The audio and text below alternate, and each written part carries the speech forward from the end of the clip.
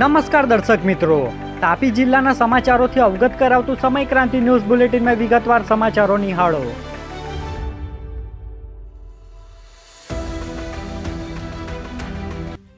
વાલોડ પોલીસે ગૌમાંસના ગુનામાં સંડોવાયેલ 4 આરોપીને ઝડપી લીધા. વાલોડ પોલીસ મથક ખાતેથી મળતી માહિતી મુજબ ગત દિવસોમાં ધામોદલા ગામની સીમમાંથી એક પિકઅપ ટેમ્પામાંથી ગૌમાંસ મળી આવ્યું હતું. જે બનાવમાં આરોપીઓ ફરાર થઈ જતા પોલીસે અલગ અલગ ટીમો બનાવી 4 આરોપી ડેવિડ ગામિત, સૈયદ ગામિત, હનીફ ઉર્ફે તોસીફ સૈયદ અને સફીક સૈયદને ઝડપી લઈ પોલીસે કાયદેસરની કાર્યવાહી હાથ ધરી હતી. જે આરોપીઓ સામે અલગ અલગ પોલીસ મથકે પણ ગુનાઓ દાખલ થયા છે. તાપી જિલ્લાની નામદાર કોર્ટે મની લોન્ડરિંગ કેસમાં આરોપીને 3 માસની સાદી કેદની સજા ફટકારી.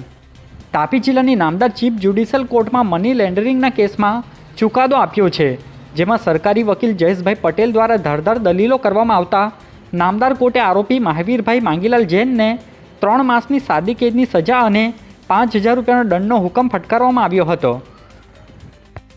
કુકરમુંડાના ફૂલવાડી 3 રસ્તા નજીકથી ચોરીના દાગીના સાથે આરોપીને પોલીસે ઝડપી લીધો. કુકરમુંડા પોલીસ મથક ખાતેથી મળતી માહિતી મુજબ ફૂલવાડી 3 રસ્તા નજીકથી ચોરીના દાગીના વેચવા નીકળેલ ભાવુકુમાર વડવીને ઝડપી લીધો છે.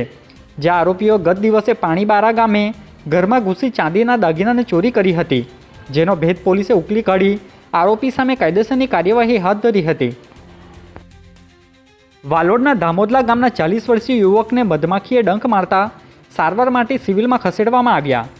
તાપી જિલ્લાની વ્યારા સિવિલ હોસ્પિટલ ખાતેથી મળતી માહિતી મુજબ ધામોદલા ગામના 40 વર્ષીય બકુલભાઈ ચૌધરીને અચાનક ઘરમાં મધમાખીએ ડંખ મારી દેતા તેમને તાત્કાલિક સારવાર અર્થે વ્યારાની સિવિલ ખાતે ખસેડવામાં આવ્યા હતા. જ્યાં તેમને તબીબ દ્વારા જરૂરી સારવાર આપવામાં આવી હતી. તાપી જિલ્લા સેવા સદનના હોલમાં કલેક્ટરની હાજરીમાં ઈંધણ અને ગેસનો પૂરતો જથ્થો બાબતે બેઠક યોજાઈ. તાપી જિલ્લામાં પેટ્રોલ, ડીઝલ અને રાંધણ ગેસનો જથ્થો પૂરતા પ્રમાણમાં ઉપલબ્ધ હોવાનું તંત્ર દ્વારા જણાવાયું છે. જેમાં જિલ્લા કલેક્ટર ડૉક્ટર વિપિન ગર્ગની અધ્યક્ષતામાં યોજાયેલી બેઠકમાં પુરવઠો સુનિશ્ચિત રાખવા અને અછત ન સર્જાય તે માટે અધિકારીઓને સૂચનો આપવામાં આવી હતી. જેમાં સંબંધિત વિભાગના અધિકારીઓ હાજર રહ્યા હતા. ઉચ્છલના વડપાડા ભીત ગામની સીમમાં કારની ટક્કરે બાઇક સવારનું ઘટના સ્થળે જ મોત નીપજ્યું. ઉચ્છલ પોલીસ મથક ખાતેથી મળતી માહિતી મુજબ વડપાડા ભીત ગામની સીમમાં કાર અને બાઇક વચ્ચે ધડાકાભેર અકસ્માત સર્જાયો હતો. જેમાં બાઇક સવાર વિશાલભાઈ ગામિતને શરીરે ગંભીર ઇજાઓને કારણે તેમનું ઘટના સ્થળે જ મોત નીપજ્યું હતું. બનાવને પગલે પોલીસે કારના ચાલક સામે ગુનો નોંધી કાર્યવાહી હાથ ધરી હતી. ઉકાઈના સાતકાસી ગામે ધારાસભ્ય દ્વારા શોકગ્રસ્ત પરિવારની મુલાકાત લઈ સહાય અને સાંત્વના પાઠવી.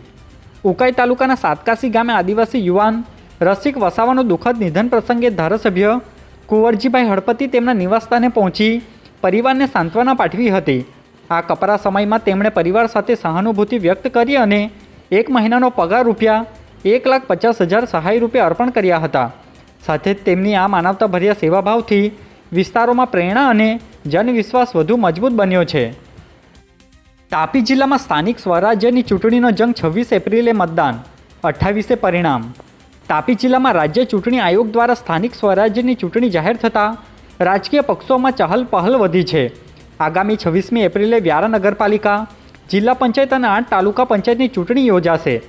વ્યારા નગરપાલિકાના 7 વોર્ડની 28 બેઠક, જિલ્લા પંચાયતની 26 બેઠકો અને તાલુકા પંચાયતની કુલ 134 બેઠકો માટે મતદાન થશે. ચૂંટણીના પરિણામો 28 એપ્રિલે જાહેર કરવામાં આવશે. આજે બુલેટિનમાં બસ આટલું જ અને સમય ક્રાંતિ ન્યૂઝ ચેનલને લાઇક, શેર, કોમેન્ટ્સ અને સબસ્ક્રાઇબ અવશ્ય કરી લેશો. જેથી કરી તમને તાપી જિલ્લાના સમાચારોનો અપડેટ મળતી રહે અને મને રજા આપશો. આભાર. જય હિન્દ, જય ભારત.